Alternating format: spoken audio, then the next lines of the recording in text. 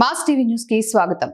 మండల పరిధిలోని మందలపల్లి, వడిగేపల్లి, పూలగుర్లపల్లి గ్రామాల్లోని వ్యవసాయ కార్మిక సంఘం నాయకులు ఉపాధి పని ప్రదేశంలో పర్యటించి కూలీలతో మాట్లాడటం జరిగింది. ఈ సందర్భంగా నాయకులు మాట్లాడుతూ ఉపాధి కూలీలు సమస్యలతో సతమతమవుతూ శ్రమ ఎక్కువ, ఫలితం తక్కువ అనుభవిస్తున్నారు.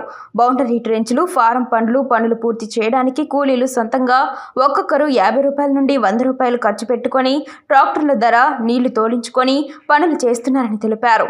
మండల వ్యాప్తంగా చేసిన పనులకు పే స్లిప్పులు గాని బిల్లు గాని ఇవ్వడం లేదు. ఇప్పటికీ మల్లాపల్లి, దిగువపల్లి వంటి గ్రామాల్లో కూలీల పనులు పోవడానికి సిద్ధంగా ఉన్న పనులు కల్పించలేదు. దశాబ్ద కాలంగా కూలీలకు పనిముట్లు ఇవ్వకుండా నెలల తరబడి చేసిన పనులకు బిల్లులు బకాయిలు ఉన్నాయి. వీటన్నిటినీ పరిష్కారం కోసం ఈ నెల 12వ తేదీ ఉపాధి కూలీల సమస్యల మీద విజయవాడలో పెద్ద ఎత్తున ధర్నా జరుగును. ధర్నాలో కూలీలు పాల్గొని జయప్రదం చేయాలని పిలుపునిచ్చారు.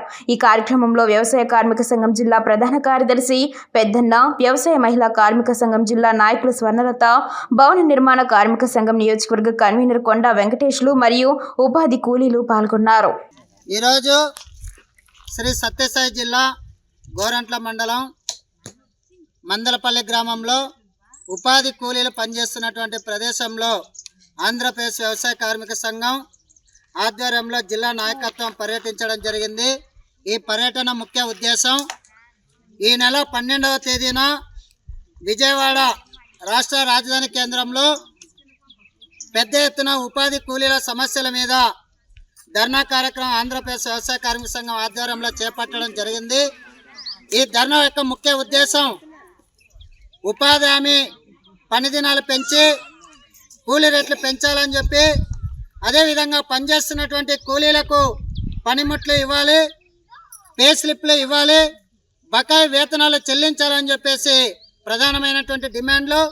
వీటితో పాటు కేంద్ర రాష్ట్ర ప్రభుత్వాలు ఉపాధి హామీ పథకాన్ని నిర్వీర్యం చేసి కూలీలకు దూరం చేసేటువంటి భయంకరమైనటువంటి మోసము ప్రయత్నము జరుగుతూ ఉంది.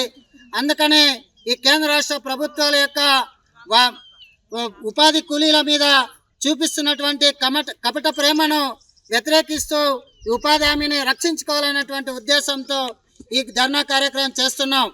అందుకనే పనిచేస్తున్నటువంటి కూలీలకు ఖచ్చితంగా పనిముట్లు ఇవ్వాలని చెప్పేసి డిమాండ్ చేస్తున్నాం.